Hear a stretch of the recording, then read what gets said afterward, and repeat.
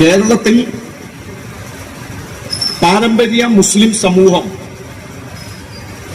സയ്യിദ് കുടുംബങ്ങളെ, തങ്ങൾ കുടുംബങ്ങളെ, തങ്ങന്മാരെ ബഹുമാനിക്കുകയും ആദരിക്കുകയും അവരെ ഒരു പരിധിവരെ എല്ലാ അർത്ഥത്തിലും സ്വീകരിക്കുകയും ചെയ്യുന്നതിന് പലതരത്തിലുള്ള സാമൂഹിക കാരണങ്ങളുണ്ട്.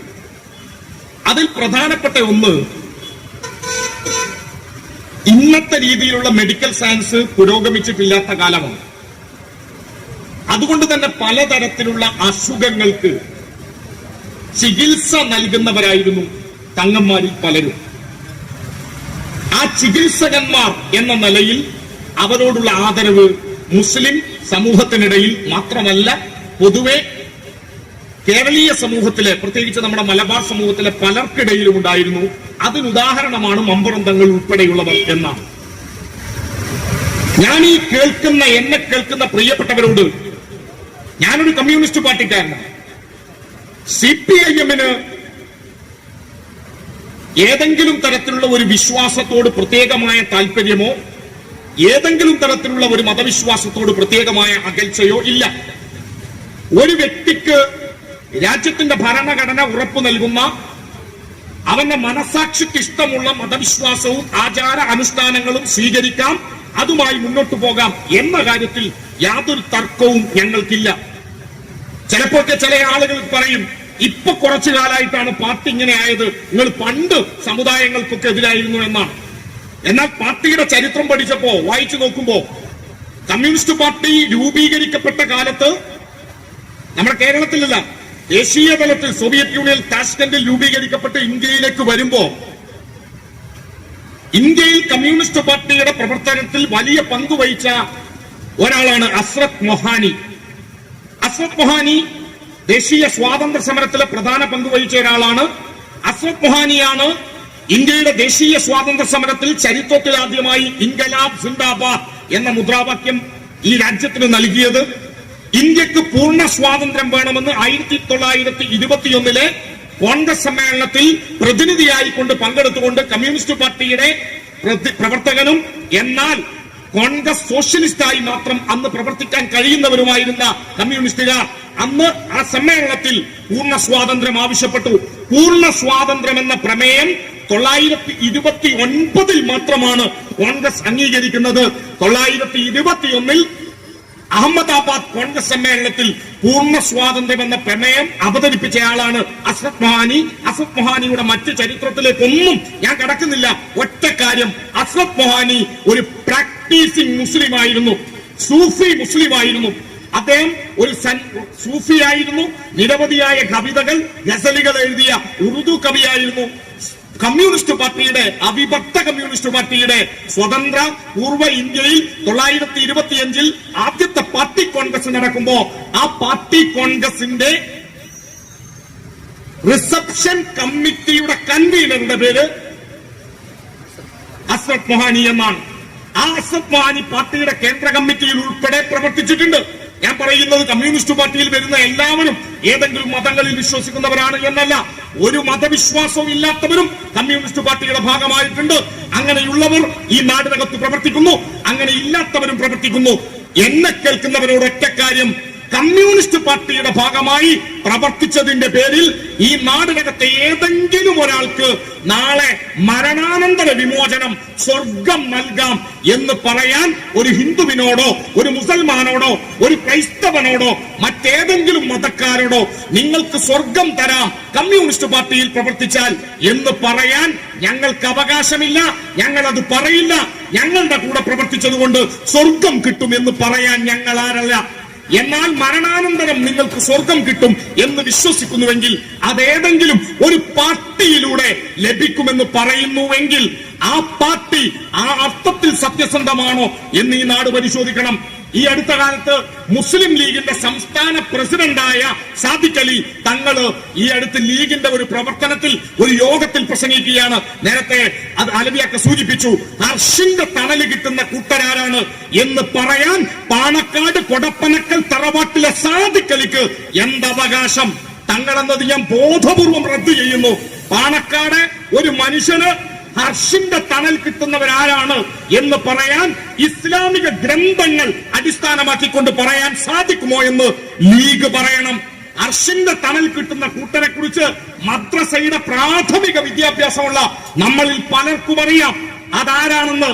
അതിൽ മുസ്ലിം ലീഗിന്റെ കൊടി പിടിച്ചവർക്ക് അർഷിന്റെ തണല് കിട്ടും എന്ന് പറഞ്ഞാൽ അതൊരു മതപരമായ നിന്ദ എന്നതിനേക്കാൾ അപ്പുറം മനുഷ്യനെ വഞ്ചിക്കുന്നതും ഇവിടുത്തെ സാധാരണ മനുഷ്യന്റെ വിശ്വാസത്തെ ചൂഷണം ചെയ്യുന്നതുമായി ബന്ധപ്പെട്ട കാര്യമാണ്. ഞാൻ അത്തരം കാര്യങ്ങളെ വിശദീകരിക്കുന്നതിന് മുമ്പ് എന്നെ കേൾക്കുന്ന പ്രിയപ്പെട്ട സാധാരണ മനുഷ്യരോട് പലർക്കും നമ്മുടെ നാട്ടിലെ മുസ്ലിം സമുദായത്തിൽ, പ്രത്യേകിച്ച് പാരമ്പര്യ മുസ്ലിം സമുദായത്തിനിടയിൽ, സുന്നി സമുദായങ്ങൾക്കിടയിൽ വലിയ ആദരവുള്ള വിഭാഗമാണ് സയ്യിദന്മാർ എന്ന കാര്യത്തിൽ തർക്കമില്ല.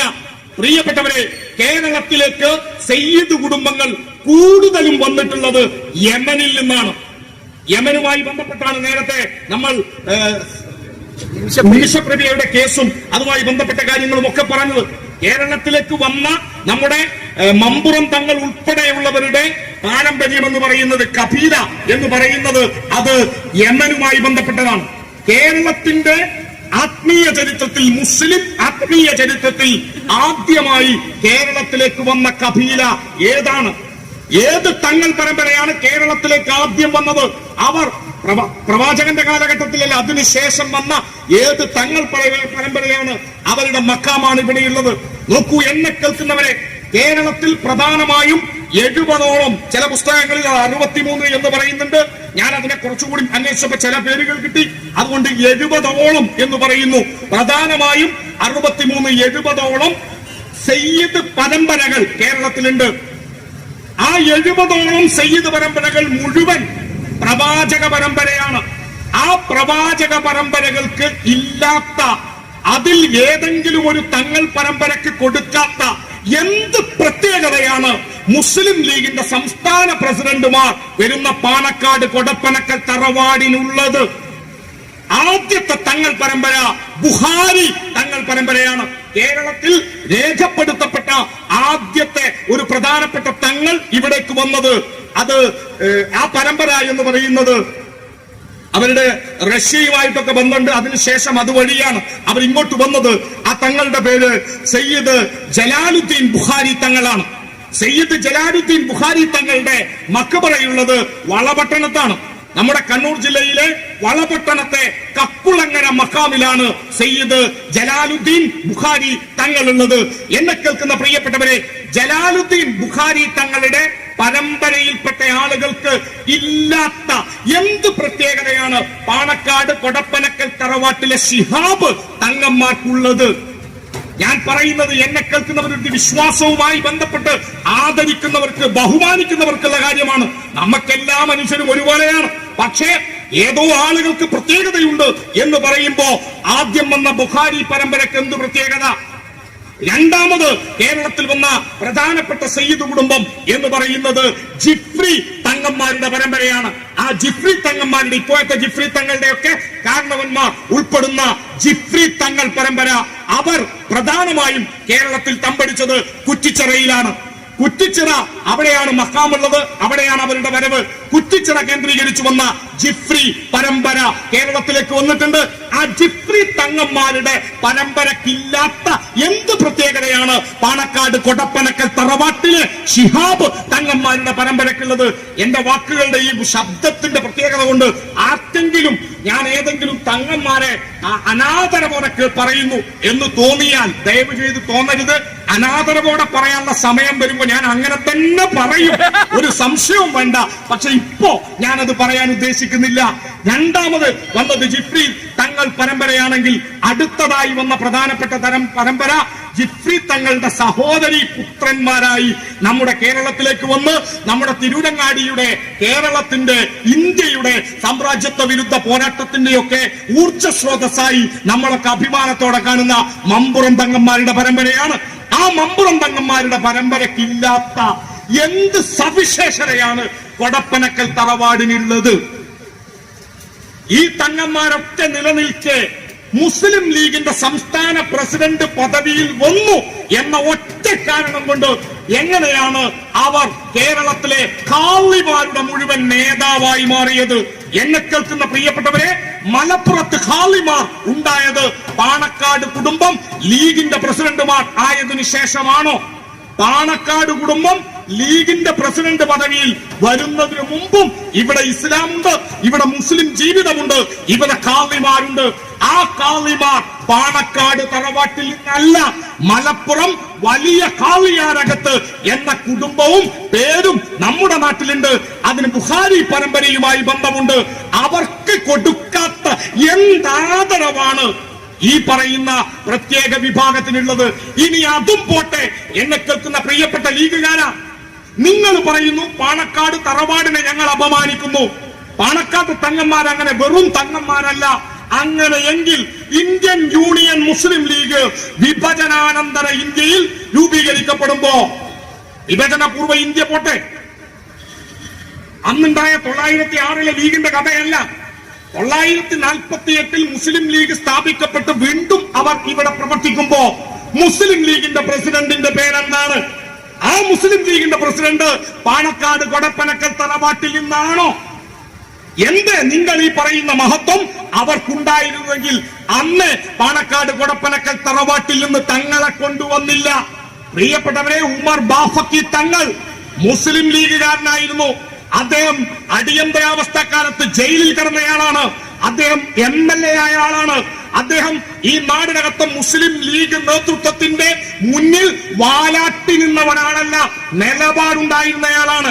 അതുകൊണ്ട് ഉമർ ബാഫക്കി തങ്ങളുടെ പരമ്പരയിൽപ്പെട്ട ആളുകൾ ലീഗിന്റെ നേതൃസ്ഥാനത്തേക്ക് വന്നാൽ തങ്ങളുടെ താല്പര്യങ്ങൾ മുന്നോട്ട് കൊണ്ടുപോകാൻ കഴിയില്ല എന്ന ബോധ്യത്തിന്റെ പുറത്ത് ലീഗ് നേതാക്കന്മാരുടെ അധികാര താല്പര്യങ്ങൾക്ക്, കക്കൽ താല്പര്യങ്ങൾക്ക്, സമുദായ വഞ്ചനയുടെ താല്പര്യങ്ങൾക്ക് എന്നും കുടപിടിക്കാൻ കൂടെ നിൽക്കുന്ന ഒരു കുട്ടര വേണം എന്ന ആഗ്രഹത്തിന്റെ പുറത്താണ് പാണക്കാട് തറവാട്ടിലേക്ക് ലീഗിന്റെ പ്രസിഡന്റ് സ്ഥാനം വന്നത്. അല്ലാതെ ആദ്യമേ പാണക്കാട് തറവാടല്ല മുസ്ലിം ലീഗിന്റെ പ്രസിഡന്റ് പദവി പോലും ഉണ്ടായിരുന്നത്. ഈ കേരളത്തില് ഏറ്റവും ആദരിക്കപ്പെടുന്ന ഇസ്ലാമിക കുടുംബം, പാരമ്പര്യമുള്ളവർ പാണക്കാടായിരുന്നു എങ്കിൽ, പാണക്കാട് തറവാടിനാണ് കേരളത്തിലെ മുസ്ലിം സമുദായത്തിന്റെ ആത്മീയ പാരമ്പര്യത്തിന്റെ നേതൃത്വം പണ്ടേ നൽകിയിരുന്നത് എങ്കിൽ, സമസ്ത കേരള ജമിയത്തുൽ മുഅല്ലിമീൻ സ്ഥാപിക്കപ്പെടുമ്പോൾ അതിന്റെ പ്രസിഡന്റ് സ്ഥാനത്ത്, അതിന്റെ നേതൃസ്ഥാനത്ത്, അതിന്റെ മുശാവറകളിൽ ഈ പറയുന്ന കൊടപ്പനക്കൽ തറവാട്ടിൽ നിന്ന് ആളുകൾ ഉണ്ടാവണമായിരുന്നു. അവരുണ്ടായിട്ടില്ല.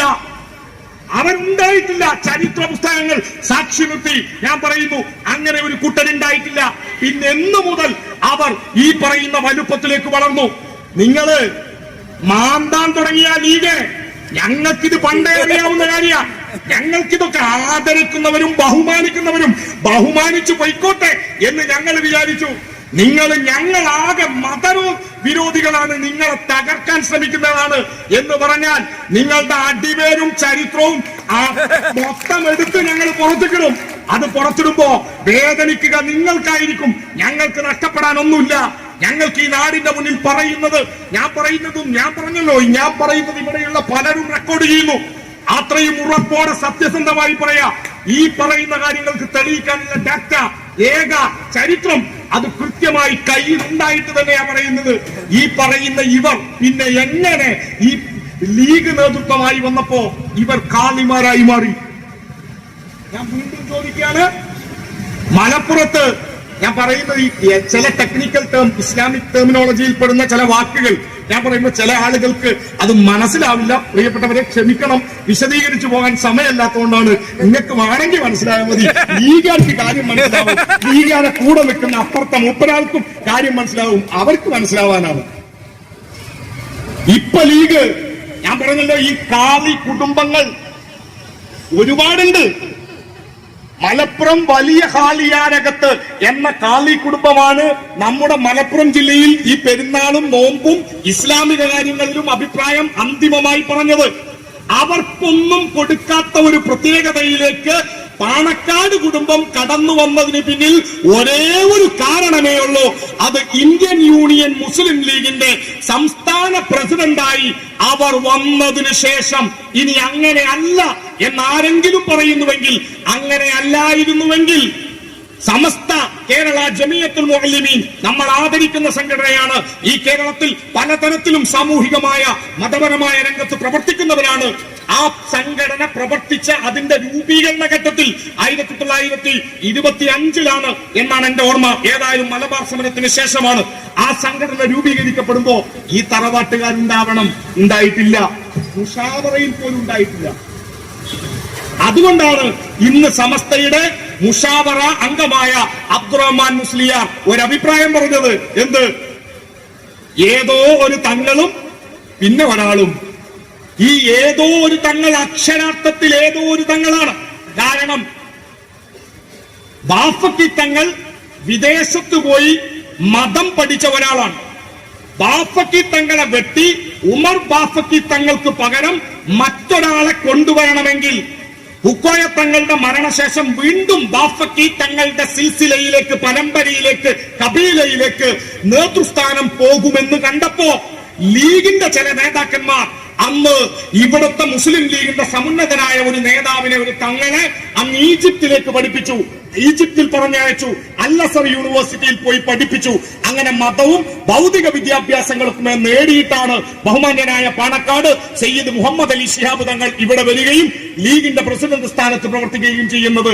അവർക്കൊക്കെ മതപരമായ വിദ്യാഭ്യാസം കൂടി ഉണ്ടായിരുന്നു. എന്നെ കേൾക്കുന്ന പ്രിയപ്പെട്ടവരെ, പാണക്കാട് പൂക്കോയ തങ്ങളുടെ കാലത്ത്, പാണക്കാട് മുഹമ്മദ് അലി ശിഹാബ് തങ്ങളുടെ കാലത്ത്, ഉമർ അലി ശിഹാബ് തങ്ങളുടെ കാലത്ത് ഇവർക്കെല്ലാം മതപരമായ ബിരുദമുണ്ടായിരുന്നു എന്നോർക്കണം. അവരെല്ലാം ഇസ്ലാമിക വിദ്യാഭ്യാസം കൂടി ഔപചാരികമായി നേടി മതബിരുദമുള്ളവരായിരുന്നു എന്നോർക്കണം. അവർക്കില്ലാത്ത എന്താണ് ഇപ്പോഴത്തെ സാദിഖലിക്കുള്ളത്? സാദിഖലി ശിഹാബ് തങ്ങൾ എന്ന് പറയുന്ന വ്യക്തിക്ക് മതപരമായ പാണ്ഡിത്യമില്ല. മതപരമായ പാണ്ഡിത്യമില്ലാത്ത ഒരു വ്യക്തി ലീഗിന്റെ പ്രസിഡന്റായി വന്നപ്പോ അദ്ദേഹത്തിന് വൈജ്ഞാനികമായ ധാരണാ പശകുണ്ട്, അറിവില്ലായ്മയുണ്ട്. ഒരേ സമയം വലിയ പാരമ്പര്യം മുസ്ലിം ലീഗിന് ഇവയുണ്ട്. ജമാഅത്തെ ഇസ്ലാമി എതിർത്തതിൽ മുസ്ലിം ലീഗ് ജമാഅത്തെ ഇസ്ലാമിയുടെ ആശയങ്ങളെ ചന്ദ്രിക പത്രത്തിലൂടെയും അല്ലാതെയും കേരളത്തിൽ വളരെ സജീവമായി എതിർത്തിട്ടുണ്ട്. കേരളത്തിലെ NDF എന്ന സംഘടന, SDPI എന്ന ഇപ്പോഴത്തെ സംഘടന, പോപ്പുലർ ഫ്രണ്ടിന്റെ ആദ്യ രൂപം NDF നമ്മുടെ കേരളത്തിൽ പ്രവർത്തനം ആരംഭിച്ചപ്പോ ഏറ്റവും ആധികാരികമായി NDF-നെ എതിർത്ത് പുസ്തകം എഴുതിയ സംഘടന അത് ഇവിടുത്തെ സമസ്തയുമായി ബന്ധപ്പെട്ടവരാണ്. ആ പബ്ലിക്കേഷന്റെ പേര് ഇസ പബ്ലിക്കേഷൻ എന്നാണ്. ഇസ്ലാമിക് സാഹിത്യ അക്കാദമി, അമീദ് ഫൈസി അമ്പലക്കടവ് എന്ന് പറയുന്ന ഇസ്ലാമിക പണ്ഡിതനാണ് NDF എന്തുകൊണ്ട് വിമർശിക്കപ്പെടുന്നു എന്ന പുസ്തകം കേരളത്തിന്റെ രാഷ്ട്രീയ ചരിത്രത്തിൽ ആദ്യമായി ഇസ്ലാമിക് പെർസ്പെക്ടീവിൽ NDF എന്ന പോപ്പുലർ ഫ്രണ്ട് എന്ന ഇസ്ലാമിക വർഗീയ പ്രസ്ഥാനത്തെ ഈ സമുദായം എന്തുകൊണ്ട് പടിക്ക് പുറത്തു നിർത്തണം എന്ന് വിശദീകരിച്ചത്. ജമാഅത്തെ ഇസ്ലാമിയെ കോട്ടക്കൽ വെച്ച് നടന്ന ഒരു സമ്മേളനത്തിലൂടെ മുസ്ലിം ലീഗ് അതിനിശ്ചിതമായി വിമർശിക്കുകയും ജമാഅത്തെ ഇസ്ലാമി ലോകത്തിലെ ഇസ്ലാമിനെ ഭീകരവാദത്തിന്റെ പര്യായപദമാക്കി മാറ്റുന്നവരാണ് എന്ന് തുറന്നെഴുതുകയും ചെയ്തു. അതിനെതിരെ അന്നത്തെ SIO-യുടെ പ്രസിഡന്റായ ജമാഅത്തെ ഇസ്ലാമിയുടെ വിദ്യാർത്ഥി സംഘടന പ്രസിഡന്റായ ഇന്നത്തെ ദാവൂദ് ലേഖനം എഴുതിയിട്ടുണ്ട്. ആ ലേഖനവും ഇന്ന് നിങ്ങൾക്ക് പരിശോധിക്കാവുന്നതാണ്. ജമാഅത്തെ ഇസ്ലാമി എന്ന സംഘടന ഇന്ന് ലീഗിന് പ്രിയപ്പെട്ടവരായി മാറുന്നതിന് കാരണം മൗദൂദിയുടെ ബാധ പാണക്കാട് കൊടപ്പനക്കൽ തറവാട്ടിലേക്ക് എത്തുന്നു. എന്താണ് അവരുടെ ഏറ്റവും പ്രധാനപ്പെട്ട പ്രശ്നം? നമ്മൾ എന്തിനാണ് ലീഗിനെ എതിർക്കുമ്പോ പാണക്കാട് തങ്ങന്മാരെ കൂടി ഇപ്പോൾ പറയുന്നത്? അവരോടുള്ള ആദരവ്, ബഹുമാനം ഒരു സമുദായം വെച്ചു പുലർത്തുമ്പോ ആ സമുദായത്തിന്റെ ആദരവിനെ അംഗീകരിച്ചുകൊണ്ട് തന്നെ പറയട്ടെ, കേരളത്തിൽ വന്ന 70ഓളം സയ്യിദ് പരമ്പരയിൽ, സിൽസിലകളിൽ, അവരുടെ കബീലകളിൽ എന്ത് പ്രത്യേകതയാണ്? ഞാൻ നേരത്തെ ഇനിയും എല്ലാ തങ്ങൾ കുടുംബങ്ങളെ കുറിച്ചും ജമലുല്ലൈലി ഉൾപ്പെടെ തങ്ങൾ കുടുംബങ്ങളെ കുറിച്ച് വേണമെങ്കിൽ നമുക്കിവിടെ വിശദീകരിക്കാം. CPM തയ്യാറാ. അവർക്കൊന്നുമില്ലാത്തത് ഇവർക്ക് നൽകാൻ ഒരേ ഒരു കാരണമേ ഉള്ളൂ. ആ ഒരേ ഒരു കാരണം മുസ്ലിം ലീഗിന്റെ സംസ്ഥാന പ്രസിഡന്റ് പദവിയിൽ അവരിയ്ക്കുന്നു എന്നതാണ്. മുസ്ലിം ലീഗ് എന്ന രാഷ്ട്രീയ പാർട്ടിയാണോ കേരളത്തിലെ മുസ്ലിം സംഘടനകളുടെ എല്ലാ കാര്യങ്ങളും തീരുമാനിക്കേണ്ടത്? ആ മുസ്ലിം ലീഗ് എന്ന രാഷ്ട്രീയ പാർട്ടിയെ ഏതെങ്കിലും ഒരു രാഷ്ട്രീയ പാർട്ടിയോ ഏതെങ്കിലും ഒരു പ്രസ്ഥാനമോ വിമർശിച്ചാൽ അവരെ ഇസ്ലാമിൽ നിന്ന് പുറത്ത് ഇസ്ലാമിന്റെ എതിരാളികൾ, ഹിന്ദുത്വ, മാർക്സിസം എന്നൊക്കെ വിശേഷിപ്പിക്കുന്നവരോട് ആരാണ് യഥാർത്ഥത്തിൽ വർഗീയവാദി എന്ന് പ്രവാചക വചനം ഉപയോഗിച്ചുകൊണ്ട് നിങ്ങൾ പരിശോധിക്കേണ്ടതാണ്. ജമാഅത്തെ ഇസ്ലാമിയെ നമ്മൾ എതിർക്കുന്നത് എന്തുകൊണ്ടാണ്?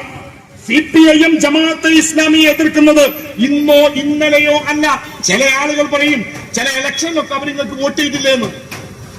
ഇലക്ഷൻ കഴിഞ്ഞ് ജയിക്കുന്ന സമയത്ത് പഞ്ചായത്തിലോ എവിടെയെങ്കിലും ഒന്ന് ഞങ്ങളും വോട്ട് ചെയ്തിട്ടുണ്ട് എന്ന് പറയുന്ന പല ജമാഅത്തുകാരും പല സ്ഥലത്തുണ്ടായിട്ടുണ്ട്.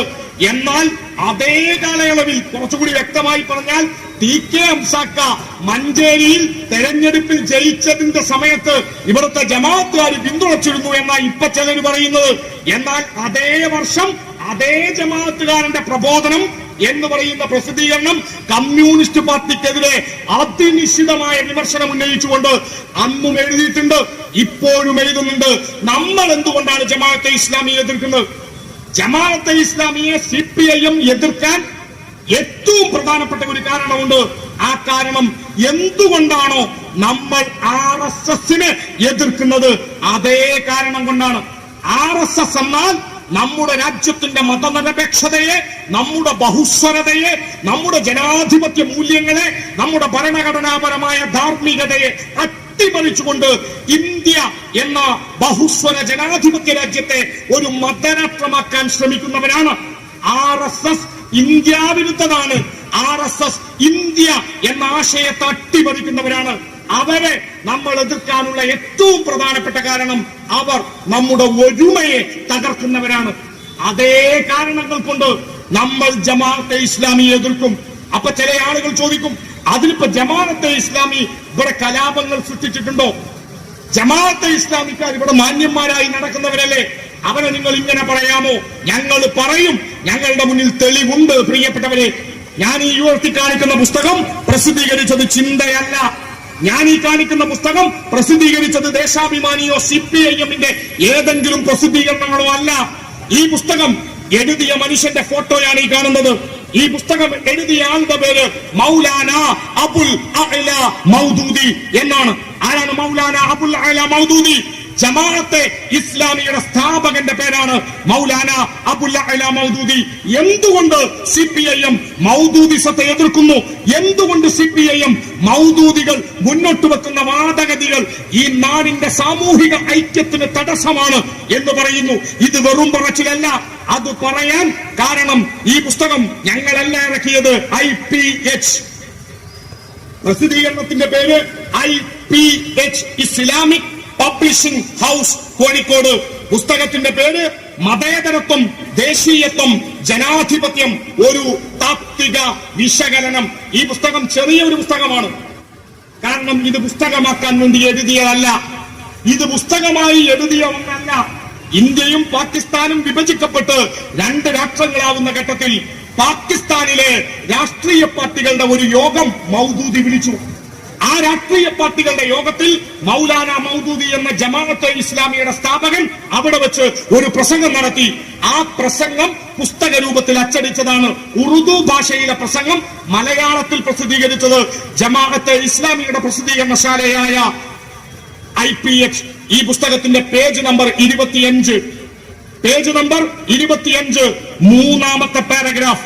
എന്നെ കേൾക്കുന്നവരെ, മമ്പുറം തങ്ങൾ പഠിപ്പിക്കാത്തത്, സൈനുദ്ദീൻ മഖ്ദൂം പഠിപ്പിക്കാത്തത്, ഉമർ കാസി പഠിപ്പിക്കാത്തത്, കേരളത്തിനകത്ത് വരക്കൽ മുല്ലക്കോയ തങ്ങൾ ഉൾപ്പെടെയുള്ള സൂഫി വര്യന്മാരായ മുസ്ലിം ആചാര്യന്മാർ ഈ നാട്ടിൽ പഠിപ്പിക്കാത്തത് മൗദൂദി പഠിപ്പിക്കുന്നു. നമുക്ക് മമ്പുറം തങ്ങളെക്കാൾ വലുതല്ല മൗലാന മൗദൂദി. നമുക്ക് ഉമർ കാസിയേക്കാൾ വലുതല്ല മൗദൂദി. നമുക്ക് ഈ നാടിനകത്തെ ഏതെങ്കിലും ഇസ്ലാമിക പണ്ഡിതന്മാരെക്കാൾ വലുതല്ല മൗദൂദി.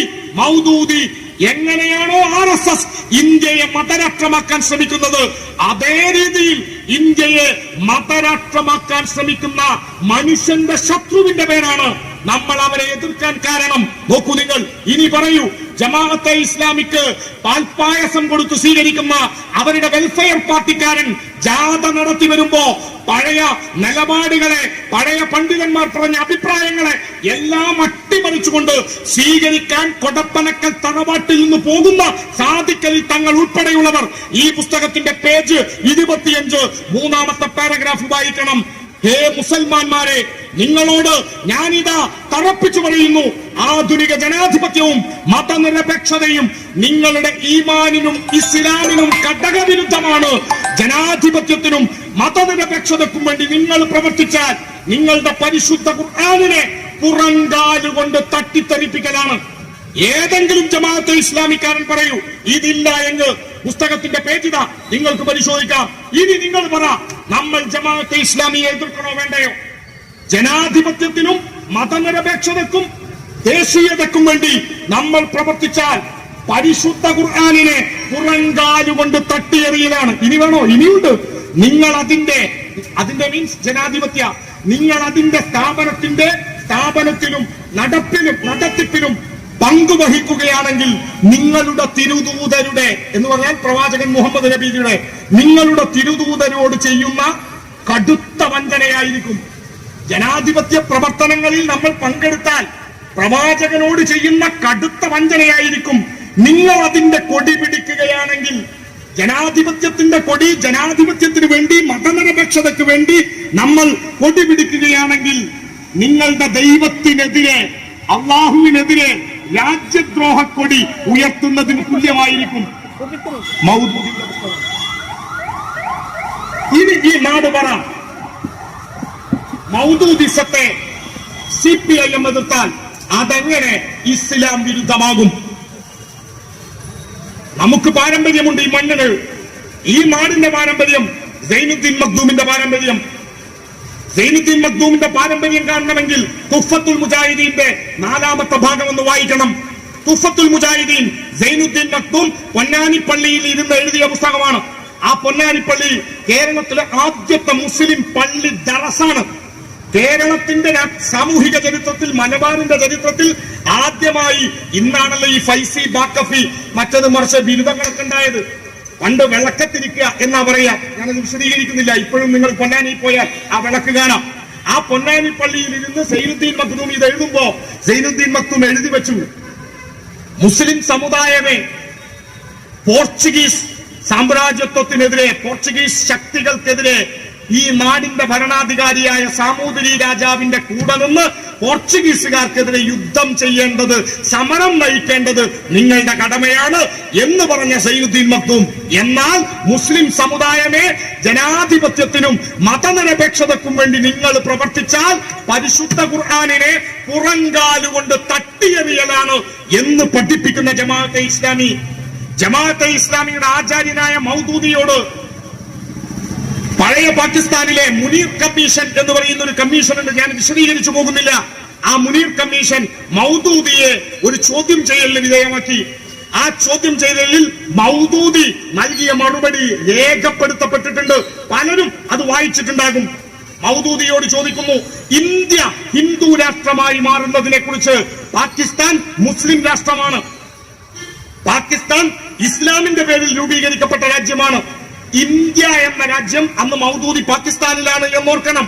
ആ മൗദൂദിയോട് ചോദിക്കുകയാണ്, ഇന്ത്യ ഹിന്ദു രാഷ്ട്രമാകുന്നതിനെ കുറിച്ച് നിങ്ങളുടെ കാഴ്ചപ്പാടെന്ത്, അഭിപ്രായമെന്ത്? മൗദൂദി പറഞ്ഞത്, ജമാഅത്തുകാരന്റെ ആചാര്യൻ പറഞ്ഞത്, ഇന്ത്യ ഹിന്ദു രാഷ്ട്രമാവട്ടെ എന്നാണ്. അവർക്ക് എങ്ങനെയെങ്കിലും അവരുടെ രാജ്യം മതി എന്ന് പറഞ്ഞവരാ. ഇന്ത്യയുടെ ദേശീയ സ്വാതന്ത്ര്യ സമരത്തെ എങ്ങനെയാണോ RSS ഒറ്റുകൊടുത്തത്, ഗോൾവാൾക്കർ ജീവിച്ച, സവർക്കർ ജീവിച്ച ഏതാണ്ട് അതേ കാലയളവിൽ ഇന്ത്യയിൽ ജീവിച്ചയാളുടെ പേരാണ് മൗദൂദി. മൗദൂദി കുറെ പഴയാളല്ല. ലോകത്താകെ ഇസ്ലാം എന്ന വാക്കിന് സമാധാനം എന്നർത്ഥമുണ്ട്. ഇസ്ലാം എന്ന വാക്കിന്റെ വാക്യാർത്ഥം പീസ് അഥവാ സമാധാനം എന്നാണ്. സമാധാനം എന്നർത്ഥം വരുന്ന ഇസ്ലാം എന്ന മതത്തെ ഭീകരവാദത്തിന്റെ, മനുഷ്യവിരുദ്ധതയുടെ, കൊലപാതകങ്ങളുടെ പര്യായ പദമാക്കാൻ ശ്രമിച്ച 3 പ്രസ്ഥാനങ്ങൾ ലോകത്താകെ രൂപപ്പെട്ടിട്ടുണ്ട്. അതിൽ ഒന്ന് തീവ്ര സലഫിസമാണ് സൗദി കേന്ദ്രീകരിച്ച് രൂപീകരിക്കപ്പെട്ട. 2 ഇഖ്വാനുൽ മുസ്ലിമീൻ എന്ന പ്രസ്ഥാനമാണ്. അത് രൂപീകരിക്കപ്പെട്ടത് ഈജിപ്ത് കേന്ദ്രമായിട്ടാണ്. 3ാമത്തെ സംഘടന ലോകത്ത് ഇസ്ലാം എന്ന പ്രസ്ഥാനത്തെ ഭിന്നിപ്പിക്കാനും അതിന്റെ സൗന്ദര്യത്തെ, അതിന്റെ ഫിലോസഫിയെ, മനുഷ്യനെ സ്നേഹിക്കാൻ പഠിപ്പിക്കുന്ന ആശയങ്ങളെ വെറുക്കാനും വർഗീയതക്കും വേണ്ടി സൃഷ്ടിച്ച 3ാമത്തെ പ്രസ്ഥാനം ഇന്ത്യയിൽ രൂപീകരിക്കപ്പെട്ടതാണ്. ആ സ്ഥാപകന്റെ പേരാണ് മൗദൂദി, സംഘടനയുടെ പേരാണ് ജമാഅത്തെ ഇസ്ലാമി. ഈ ജമാഅത്തെ ഇസ്ലാമിക്ക ഇവിടെ മാത്രമല്ല, അവരെവിടെയൊക്കെ പ്രവർത്തിച്ചോ അവിടെയൊക്കെ ഭിന്നിപ്പിക്കാൻ വേണ്ടി ശ്രമിച്ചിട്ടുണ്ട്. അത് അപ്പൊ ചില ആളുകൾ പറയും RSSന്റെ അതേ സ്വഭാവം നിങ്ങൾക്ക് മൗദൂദിസത്തിൽ കാണാട്ടോ.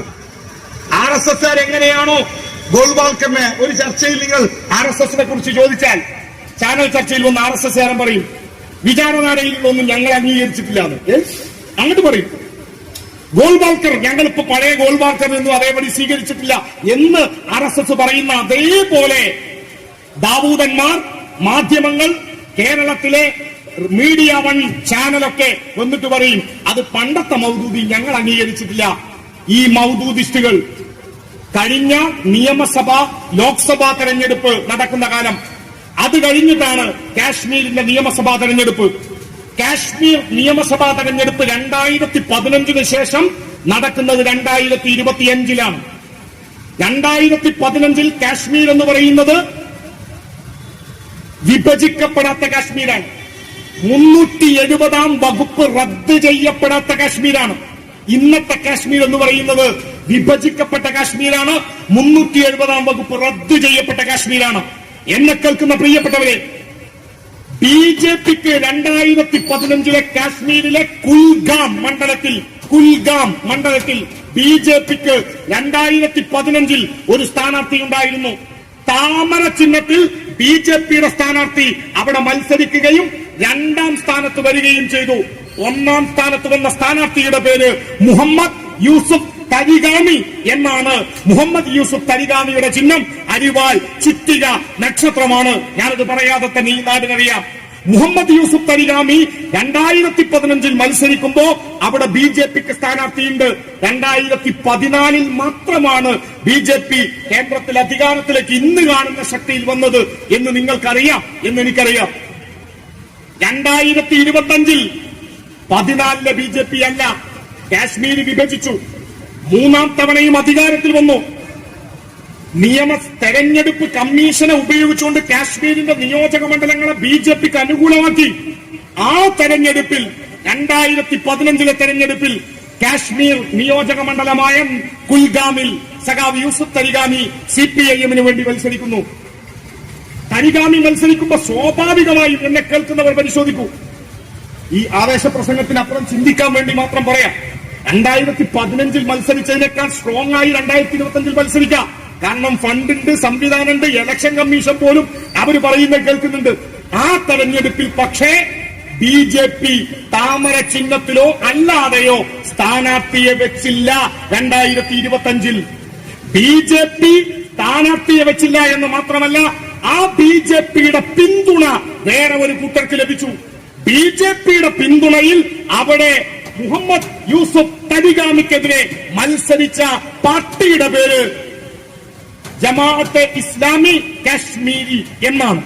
അപ്പോ ചാനൽ ചർച്ചയ്ക്ക് വരുന്ന ദാവൂദന്മാർ, മീഡിയ 1 ചില ആളുകൾ, ജമാഅത്തുകാരൻ വിലക്കെടുത്ത ചില സ്വതന്ത്ര ചിന്തകന്മാർ എന്ന് അഭിപ്രായപ്പെടുന്നവർ ചാനലിൽ വന്നിട്ട് പറയും അത് കേരളത്തിലെ ഇന്ത്യയിലെ ജമാഅത്തെ ഇസ്ലാമിയല്ല, അത് കാശ്മീരിലെ ജമാഅത്തെ ഇസ്ലാമിയാണ്. അങ്ങനെയെങ്കിൽ എവിടെയും യൂണിറ്റ് ഉണ്ടാക്കാൻ ശ്രമിക്കുന്നവരല്ലേ ജമാഅത്തെ ഇസ്ലാമി? അങ്ങനെയെങ്കിൽ എന്തുകൊണ്ട് ജമാഅത്തെ ഇസ്ലാമി ഹിന്ദിന്റെ യൂണിറ്റ് കാശ്മീരിൽ രൂപീകരിക്കാൻ അവർ ശ്രമിക്കുന്നില്ല? ജമാഅത്തെ ഇസ്ലാമി കാശ്മീരി എന്നത് ഇവിടുത്തെ ജമാഅത്തെ ഇസ്ലാമി ഹിന്ദ് തന്നെയാണ്, അവരുടെ തന്നെ സംഘടനയാണ്. അവരാണ് അവിടെ സഖാവ് മുഹമ്മദ് യൂസുഫ് തരിഗാമിക്കെതിരെ BJPയോടൊപ്പം മത്സരിച്ചത്. അവരാണ് ഇന്ന് കേരളത്തിൽ ഇവിടത്തെ മൗദൂദിസ്റ്റുകളാണ് മുസ്ലിം ലീഗിന്റെ അജണ്ട നിർണയിക്കുന്നത് എന്ന് നമ്മൾ പറയുന്നത് വെറുതെ അല്ല. അതിന്റെ ഏറ്റവും അവസാനത്തെ തെളിവ് ആർക്കെങ്കിലും വേണോ? ലീഗുകാരെ, ഞങ്ങളുടെ വിമർശനം മുസ്ലിം ലീഗിന്റെ രാഷ്ട്രീയ മുദ്രാവാക്യങ്ങൾ, മുസ്ലിം ലീഗിന്റെ അജണ്ട ഇന്ന് തീരുമാനിക്കുന്നത് നിങ്ങൾ എത്ര പറഞ്ഞാലും അത് കൊടപ്പനക്കൽ തറവാടല്ല. കൊടപ്പനക്കൽ തറവാട്ടില് ചില പ്രമുഖരുടെ തലച്ചോറിലേക്ക് മൗദൂദിയുടെ ബാധ കയറിയിട്ടുണ്ട്. ആ മൗദൂദി ബാധ ലീഗിനെ ബാധിച്ചതിന്റെ ഏറ്റവും അവസാനത്തെ ഉദാഹരണം ആർക്കെങ്കിലും വേണമെങ്കിൽ നമ്മുടെ തൊട്ടടുത്ത വള്ളിക്കുന്ന് താമസിക്കുന്ന ഇതിന്റെ അടുത്ത പഞ്ചായത്തുകാരനായിട്ടുള്ള ഒരു ചെറുപ്പക്കാരൻ ഇന്ന് MSF എന്ന വിദ്യാർത്ഥി സംഘടനയുടെ സംസ്ഥാന പ്രസിഡന്റാണ്. എന്റെ സുഹൃത്താണ്, നിങ്ങൾക്ക് പലർക്കും അറിയാം വ്യക്തിപരമായി. MSFന്റെ സംസ്ഥാന പ്രസിഡന്റ് കഴിഞ്ഞ ദിവസം SFIക്കെതിരെ ഒരു പത്രസമ്മേളനം നടത്തി. തെറ്റില്ല, SFIയെയും ഏത് സംഘടനകളെയും രാഷ്ട്രീയമായി വിമർശിക്കാനുള്ള അവരുടെ ജനാധിപത്യ അവകാശം അതവർക്ക് ഉപയോഗിക്കാം. പക്ഷേ ആ വിമർശനത്തിൽ MSFന്റെ സംസ്ഥാന പ്രസിഡന്റായ നമ്മുടെ തൊട്ടടുത്ത പഞ്ചായത്തുകാരനായ ചെറുപ്പക്കാരൻ പറഞ്ഞ വാക്കെങ്ങനെയാണ്? SFI ഹിന്ദുത്വ മാർക്സിസ്റ്റുകളാണ്. ഹിന്ദുത്വ മാർക്സിസം എന്ന വാക്ക് ആരുടേതാണ്? നേരത്തെ സഖാവ് ഉൾപ്പെടെ പറഞ്ഞു, സോഷ്യൽ മീഡിയകളിൽ ഞാനോ നിങ്ങളോ ഒരു പോസ്റ്റ് ഇട്ടാൽ SFIക്കാരൻ, CPMകാരൻ, DYFIക്കാരൻ ഇവിടെ ദാറുൽ ഹുദ വിഷയവുമായി ബന്ധപ്പെട്ട് എന്തെങ്കിലും അഭിപ്രായം പറഞ്ഞാൽ അപ്പൊ വരും നിങ്ങളുടെ പോസ്റ്റിന് താഴെ. ഇബ്രാഹിം കുട്ടിയാക്ക ഫേസ്ബുക്കിലിട്ട പോസ്റ്റുകളുടെ താഴെ വന്ന കമന്റുകൾ വായിച്ചാൽ അറിയാം. സംഘാവ് സംഘാവ് സംഘാവ്. ആരാണ് സംഘാവ്? സഖാവ് എന്ന വാക്ക് ആരുണ്ടാക്കിയത്? സഖാവ് എന്ന വാക്ക് കോംറേഡ് എന്ന ഇംഗ്ലീഷ് വാക്കിന്റെ മലയാള പരിഭാഷയാണ്. സഖാവ് എന്ന വാക്കിന് ആണോ പെണ്ണോ വ്യത്യാസമില്ല. സഖാവ് എന്ന വാക്കിന് ഉയർന്നവനോ താഴ്ന്നവനോ വ്യത്യാസമില്ല. സഖാവ് എന്ന വാക്ക് ഏതൊരു മനുഷ്യനും അഭിമാനത്തോടെ പേരിന്റെ മുന്നിൽ കൊണ്ടു നടക്കുന്ന അഭിമാനത്തിന്റെ പ്രതീകമാണ്. ആ സഖാവ് എന്ന പദം കേരളത്തിന്റെ സാമൂഹിക മണ്ഡലത്തിന് സംഭാവന നൽകിയ മനുഷ്യന്റെ പേര് സഹോദരൻ അയ്യപ്പൻ എന്നാണ്. കേരളത്തിന്റെ നവോത്ഥാന ചരിത്രത്തിൽ നാരായണ ഗുരുദേവന്റെ ഏറ്റവും അടുത്ത ശിഷ്യനായ സഹോദരൻ അയ്യപ്പനാണ് ചരിത്രത്തിലാദ്യമായി മലയാള ഭാഷയിൽ സഖാവ് എന്ന വാക്ക്, കോംറേഡ് എന്ന വാക്കിന്റെ മലയാളം ഉപയോഗിച്ചത്. ആ സഖാവ് എന്ന വാക്കിനെ ഇപ്പോൾ ജമാഅത്ത് തലച്ചോറുകാർ ഉണ്ടാക്കിയ വാക്കാണ് സംഘാവ്. സംഘിയുടെ ഗ അക്ഷരം ചെറുതായിട്ടൊന്ന് മാറ്റും. സഖാവ് എന്ന വാക്കിനെ ഒന്ന് എഡിറ്റ് ചെയ്തിട്ട് സംഘാവ് എന്ന് വിളിക്കുന്നു. എന്ത് സംഗീതരമാണ് പ്രിയപ്പെട്ടവരെ കമ്മ്യൂണിസ്റ്റുകാരൻ ഈ നാടിനോട് ചെയ്തത്? ഞാൻ നിൽക്കുന്നത് തിരൂരങ്ങാടിയിലാണ്. ഈ തിരൂരങ്ങാടിക്കും ഇതിന്റെ തൊട്ടടുത്തുള്ള പ്രദേശങ്ങൾക്കും മലബാറിന്റെ ധീര പോരാട്ടങ്ങളുടെ ചരിത്രം ഏറെ പറയാനുണ്ട്. വാരിയൻകുന്നത്ത് കുഞ്ഞഹമ്മദാജിയുടെ, മമ്പുറം തങ്ങളുടെ ധീരരായ ദേശാഭിമാനികൾ ഈ നാടിനു വേണ്ടി പൊരുതി മരിച്ചതിന്റെ ചരിത്രം പറയാൻ ഏറെയുള്ള മണ്ണ് നമ്മുടെ മലപ്പുറത്തിന്റെ മണ്ണ്, ഈ തിരുരങ്ങാടിയുടെ മണ്ണ്.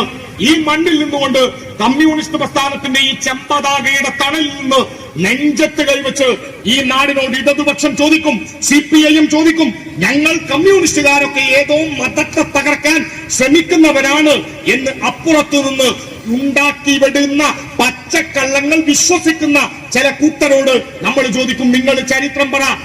1921 മലബാർ സമരം, 1921 കഴിഞ്ഞ് 100 കൊല്ലം കഴിയുമ്പോ 2021 ചെമ്മാട്ടങ്ങാടിയിൽ മാത്രം, അന്ന് ഞാൻ പുരോഗമന കലാസാഹിത്യ സംഘത്തിന്റെ തിരൂരങ്ങാടിയിലെ സെക്രട്ടറിയുടെ ചാർജുള്ള സമയമാണ്. അന്ന് ഇവിടുത്തെ തിരൂരങ്ങാടിയുടെ പൂക്കാസ ഉൾപ്പെടെ ഇവിടുത്തെ വിവിധ സംഘടനകൾ മലബാർ സമരവുമായി ബന്ധപ്പെട്ട് നമ്മൾ ഇവിടെ എത്രയോ പരിപാടി നടത്തിയിട്ടുണ്ട്. ഇവിടുത്തെ CPIM തന്നെ മലബാർ സമരത്തിലെ രക്തസാക്ഷികളുടെ പേര് പട്ടികയിൽ നിന്ന്, രക്തസാക്ഷി പട്ടികയിൽ നിന്ന് നീക്കം ചെയ്തതിനെതിരെ നടത്തിയ പൊതുയോഗത്തിൽ ഞാൻ ഈ അങ്ങാടിയിൽ പ്രസംഗിച്ചിട്ടുണ്ട്. അങ്ങനെ എത്രയോ പരിപാടികൾ 100ാം വാർഷികത്തിന് നടന്നു. 100ാം വാർഷികത്തിന് ആർക്കും പരിപാടി നടത്താൻ കഴിയും. കാരണം അത് 100ാം വാർഷികമാണ്. നമ്മൾ സ്വതന്ത്ര ഇന്ത്യയിലാണ്. എന്നെ കേൾക്കുന്ന പ്രിയപ്പെട്ടവരെ, മലബാർ സമരത്തിന്റെ 25ാം വാർഷികം ആഘോഷിച്ച എത്ര സംഘടനകൾ ബ്രിട്ടീഷ് ഇന്ത്യയിലുണ്ട്?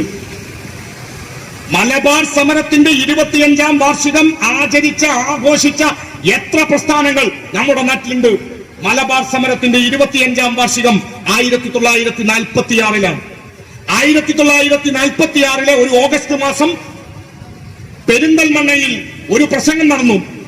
ഇതുപോലെ ഒരു പൊതുയോഗം, അന്ന് ബ്രിട്ടീഷുകാരാണ് രാജ്യം ഭരിക്കുന്നത്. അന്നത്തെ യോഗത്തിൽ പ്രസംഗിച്ച മനുഷ്യന്റെ പേര് പാവങ്ങളുടെ പടത്തലവൻ സഖാവ് AKG എന്നാണ്. AKG ആണ് ആ പ്രസംഗം. ഇന്നും നിങ്ങൾക്ക് ചരിത്രരേഖകൾ പരിശോധിച്ചാൽ കാണാൻ കഴിയും. മുസ്ലിം ലീഗ് കോൺഗ്രസ് എന്ന് AKG ആവർത്തിച്ചു വിളിക്കുന്നുണ്ട്. മുസ്ലിം ലീഗ് കോൺഗ്രസ്. നിങ്ങൾ മലബാറിലെ സമര പോരാളികളെ പേരെടുത്ത് AKG പറയുന്നു. മമ്പുറന്തങ്ങളെ, വാരിയംകുന്നത്ത് കുഞ്ഞഹമ്മദാജിയെ, ആലി മുസ്ലിയാരെ, ചമ്പകശ്ശേരി തങ്ങളെ വർഗീയവാദികളായി ചിത്രീകരിക്കുന്ന ബ്രിട്ടീഷ് പരാമർശങ്ങൾ നിങ്ങൾ അംഗീകരിക്കരുത്. വാരിയംകുന്നനും ആലി മുസ്ലിയാരും മമ്പുറം തങ്ങളും ഉൾപ്പെടെയുള്ളവർ ഈ നാടിന്റെ ധീരദേശാഭിമാനികളാണ് എന്ന് 1946 പെരിന്തൽമണ്ണയിൽ വെച്ച് പ്രസംഗിച്ചവരാ കമ്മ്യൂണിസ്റ്റുകാർ. ഞാൻ പറയുന്നത് വ്യക്തമാണെന്ന് വിചാരിക്കുന്നു. ഇപ്പൊ തുടങ്ങിയതല്ല. പാലസ്തീൻ പ്രശ്നം നടക്കുമ്പോ പാലസ്തീനിലെ കുഞ്ഞുങ്ങളെ കൊന്നുതള്ളുന്ന സയണിസ്റ്റ് ഭീകരതക്കെതിരെ നമ്മൾ ഈ ചെമ്മാട്ടങ്ങാടിയിൽ പ്രകടനം നടത്തുമ്പോ ചില ലീഗുകാർ, ചില മനുഷ്യർ അവിടെ നിന്ന് പരിഹാസത്തോടെ പറയും ഒട്ടിത്താനാണെന്ന്. പ്രിയപ്പെട്ടവരെ, ഇസ്രായേലിലെ കമ്മ്യൂണിസ്റ്റ് പാർട്ടി ഇസ്രായേൽ എന്ന പാലസ്തീൻ ജനതയെ കൂട്ടക്കൊല ചെയ്യുന്ന ആ രാജ്യത്തെ കമ്മ്യൂണിസ്റ്റ് പ്രസ്ഥാനം ഇസ്രായേലിൽ ബെഞ്ചമിൻ നെതന്യാഹുവിന്റെ മൂക്കിന് താഴെ ഇരുന്നിട്ട് അവർ പറയുന്നു പാലസ്തീൻ എന്ന രാജ്യത്തിന് സ്വാതന്ത്ര്യം നൽകണം, പാലസ്തീനിൽ കൂട്ടക്കൊല പാടില്ല. റൊണാൾഡ് ട്രംപ് എന്ന മനുഷ്യൻ ഭരിക്കുന്ന അമേരിക്കയിൽ ഇരുന്ന് അമേരിക്കൻ കമ്മ്യൂണിസ്റ്റ് പാർട്ടി പറയുന്നു നോ വാർ, ഫ്രീ ഫ്രീ പാലസ്തീൻ, പാലസ്തീൻ ജനതയ്ക്ക് സ്വാതന്ത്ര്യം വേണമെന്ന്. പ്രിയപ്പെട്ടവരെ, കമ്മ്യൂണിസ്റ്റ് പ്രസ്ഥാനങ്ങൾ ഏതെങ്കിലും തരത്തിൽ ലോകത്തെവിടെ മനുഷ്യനെ ആക്രമിക്കുന്ന പ്രസ്ഥാനങ്ങൾ ഉണ്ടാകുന്നോ, മനുഷ്യനെ ഭിന്നിപ്പിക്കുന്നുവോ അതിനെതിരെ പ്രതികരിക്കുന്നവരാണ്. ആ പ്രതികരണമേ നമ്മളും നടത്തിയിട്ടുള്ളൂ. അപ്പോഴാണ് ലീഗ് പറയുക, മുസ്ലിം ലീഗിനെ സംബന്ധിച്ചിടത്തോളം അവർക്ക് എങ്ങനെയെങ്കിലും 10 പൈസ ഉണ്ടാക്കണം. കഴിഞ്ഞ 9 കൊല്ലമായി മുസ്ലിം ലീഗിന് അധികാരമില്ല. 9 കൊല്ലമായി അധികാരമില്ലാത്ത ലീഗ്. നേരത്തെ അലിവേക്കത് സൂചിപ്പിച്ചു. എനിക്കത് പറയാൻ നിർബന്ധമായതുകൊണ്ട് ഞാനും അത് പറയണം. ഇവിടെ ഇരിക്കുന്ന സഖാക്കളെ, നിങ്ങൾ ആരും കയ്യിൽ നിന്ന് 10ന്റെ പൈസ പോകൂല. ഒന്ന് നിങ്ങളെ കയ്യിലൊന്നും പ്രധാന പൈസ ഉണ്ടാവാൻ സാധ്യതയില്ല. 2 ഉണ്ടെങ്കിലും ലീഗാരൻ സഖാവല്ലേ എന്ന് കരുതി നിങ്ങളോട് ചോദിക്കൂല. എന്നാൽ മുസ്ലിം ലീഗിന്റെ അനുഭാവികളോ മുസ്ലിം ലീഗിന്റെ പ്രവർത്തകരോ ആയ കഷ്ടപ്പെട്ട് ഗൾഫ് നാടുകളിൽ, വിദേശ രാജ്യങ്ങളിൽ, നാട്ടിൽ അധ്വാനിച്ചോ സ്വന്തം വീടിന്റെ ഏതെങ്കിലും ഒരു പറമ്പ് വിറ്റ പൈസയോ സ്വന്തം പോക്കറ്റിലുള്ള ലീഗ് പ്രവർത്തകരെ നിങ്ങൾ സൂക്ഷിക്കുക. ഈ യോഗം CPM-ന് നിങ്ങൾ വോട്ട് ചെയ്യണം എന്ന് പറയാനല്ല, നിങ്ങളുടെ പോക്കറ്റിനെ നിങ്ങൾ സംരക്ഷിക്കണം.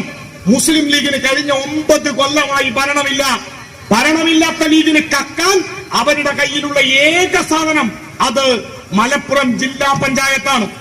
മലപ്പുറം ജില്ലാ പഞ്ചായത്ത് വെച്ച് ലീഗിന്റെ നേതാക്കന്മാർ കിട്ടാവുന്നത് മുഴുവൻ അടിച്ചു മാറ്റും. മുസ്ലിം ലീഗിന്റെ നേതാക്കന്മാർ ഇപ്പൊ വലിയ കച്ചവടക്കാരാ, വലിയ ബിസിനസ്സുകാരാ. മുസ്ലിം ലീഗിന്റെ ബിസിനസിന്റെ പ്രത്യേകത, ഈ നാട്ടിലെ മുസ്ലിം സമുദായത്തിൽ ആത്മാർത്ഥമായും ഇസ്ലാമിക വിശ്വാസങ്ങൾ പാലിക്കുന്ന ആളുകൾ പൊതുവെ പലിശ വാങ്ങാൻ താല്പര്യമില്ലാത്തവരാണ്. പലിശ ഹറാമാണ് എന്ന് ആത്മാർത്ഥമായും വിശ്വസിക്കുന്നവരാണ് മുസ്ലിം സമുദായം. അതുകൊണ്ട് തന്നെ പറ്റിക്കാൻ എളുപ്പാണ്. നിങ്ങളിത് എങ്ങനെ വ്യാഖ്യാനിച്ചാലും വേണ്ടില്ല, പറ്റിക്കാൻ എളുപ്പാണ്. ആർക്ക്? നിങ്ങളോട് വന്ന് പറയും, നിങ്ങൾ ബാങ്കിൽ കാശിട്ട് കഴിഞ്ഞാൽ കയ്യിൽ കുറച്ച് പൈസ ഉണ്ട്, ഏതെങ്കിലും സ്ഥലം വിറ്റ പൈസയാവും, ആ പൈസ കയ്യിലുണ്ട്, ബാങ്കിലിട്ട പലിശ നിങ്ങൾക്ക് പേടി. അപ്പോ ലീഗിന്റെ നേതാവ് വരും. നേതാവിന്റെ പേര് ഇവിടുത്തെ ഏതെങ്കിലും പ്രാദേശിക ലീഗ് നേതാവാകും, ജില്ലാ പഞ്ചായത്തിന്റെ പ്രസിഡന്റ് ആവും, ജില്ലാ പഞ്ചായത്തിന്റെ വൈസ് പ്രസിഡന്റ് ഇസ്മായിൽ മുത്തേടമാകും, ലീഗിന്റെ പ്രമുഖരായിരിക്കും, ചിലപ്പോ കാസർകോട്ടെ കമറുച്ചയാകും. എന്നിട്ട് പറയും ഞങ്ങളൊരു പുതിയ സംരംഭം തുടങ്ങുന്നുണ്ട്, നിങ്ങൾ കയ്യിലെ പൈസ തരും. ആരാ പറയുന്നത്? സകല തട്ടിപ്പും പാണക്കാട്ട് തങ്ങന്മാരോട് സ്നേഹത്തോടെ പറയാനുള്ളത്, നിങ്ങൾ തങ്ങൾ പരമ്പരയുടെ സത്യസന്ധത കാത്തു സൂക്ഷിക്കാൻ നിർബന്ധമായും പാലിക്കേണ്ട മനുഷ്യരാ. നിങ്ങൾക്ക് വ്യക്തിപരമായി അതുണ്ടോ ഇല്ലയോ എന്നതല്ല, കേരളത്തിൽ തങ്ങൾ പരമ്പരക്കൊരു പാരമ്പര്യമുണ്ട്, അത് പാലിക്കാൻ ഏറ്റവും ചുരുങ്ങിയ ബാധ്യത പാണക്കാട് കുടുംബത്തിനുണ്ട്. നാട്ടിൽ എന്ത് ഉഡായിപ്പ് ഫേം ഉണ്ടായാലും അതിന്റെ പ്രസിഡന്റ് സ്ഥാനത്ത് തങ്ങളുണ്ടാകും. എന്നിട്ട് തങ്ങളുടെ പേരും പറഞ്ഞിട്ടാണ് ഇവിടുത്തെ ലീഗിന്റെ ഉഡായിപ്പ് സംഘത്തിന്റെ നേതാവ് വന്ന് നിങ്ങളെ കാണുക. നിങ്ങളോട് വന്ന് പറയും നിങ്ങളെ കയ്യിൽ പെരവിച്ച പൈസ ഉണ്ടല്ലേ, മോൻ ഗൾഫിൽ നിന്ന് അയച്ച കുറച്ച് പൈസ നിങ്ങളെ കയ്യിലുണ്ടല്ലേ, ഒരു കാര്യം ചെയ്യും, തങ്ങൾ പ്രസിഡന്റ് ആയിട്ട് നമ്മളൊരു സംവിധാനം തുടങ്ങുന്നുണ്ട്. ആരാ പ്രസിഡന്റ്? തങ്ങള്. എല്ലാത്തിനും ഉണ്ടാവും. തങ്ങൾ പ്രസിഡന്റ് ആയിട്ട് ഞങ്ങളൊരു പരിപാടി തുടങ്ങുന്നുണ്ട്. നിങ്ങളെ കയ്യിലുള്ള 10 ലക്ഷം തരൂ, 1 കോടി തരൂ, 2 കോടി തരൂ. കയ്യിലുള്ള 10 രൂപ അവർ എഴന്നു വാങ്ങും. സ്വാഭാവികമായും കുറച്ചു കഴിഞ്ഞ് നിങ്ങളുടെ പണം കിട്ടാതെ വരുമ്പോ കേസും നിയമപ്രശ്നങ്ങളും വേറെ. അത് ഞാൻ വിശദീകരിക്കുന്നില്ല. നേരത്തെ അലവിയൊക്കെ പറഞ്ഞു. ഇസ്ലാമികമായ ഒരു പ്രശ്നം അവിടെ നിങ്ങളുടെ മുന്നിൽ ഉദിക്കും. വിശ്വാസിയെ സംബന്ധിച്ചിടത്തോളം പ്രതിസന്ധിയിലാകും. എങ്ങനെ? നിങ്ങൾ വിശ്വാസിയായതുകൊണ്ട്, വിശ്വാസിയായ ഒരാൾക്ക് പലിശ വാങ്ങലിൽ മനസാക്ഷി കുത്തുണ്ടായതുകൊണ്ട് അയാൾ പലിശയ്ക്ക് വേണ്ടിയല്ല പണം കൊടുത്തത്. എന്തിനാണ്? ലാഭം കിട്ടാനാണ്. നിങ്ങൾ ബിസിനസ്സിൽ നിക്ഷേപിച്ച പണം ബിസിനസ് പൊളിഞ്ഞാൽ സ്വാഭാവികമായും നഷ്ടമാകും. അപ്പോൾ നഷ്ടം സഹിക്കൽ നിങ്ങളുടെ കൂടി ബാധ്യതയാണ്. അതുകൊണ്ടാണ് കമറുവിന്റെ പ്രശ്നം. കാഞ്ഞങ്ങാട്ടെ കമറുദ്ദീൻ സ്വർണത്തിന്റെ പേരിൽ നടത്തിയ തട്ടിപ്പ് പാണക്കാട് ചർച്ചയ്ക്ക് വന്നപ്പോ പാണക്കാട്ടെ തങ്ങന്മാരിൽ പ്രധാനിയായ ആളുകളും ലീഗ് നേതാക്കന്മാരും ഇരുന്ന് പറഞ്ഞത് ബിസിനസ് ആകുമ്പോ ലാഭം ഉണ്ടാകും, നഷ്ടം ഉണ്ടാകും.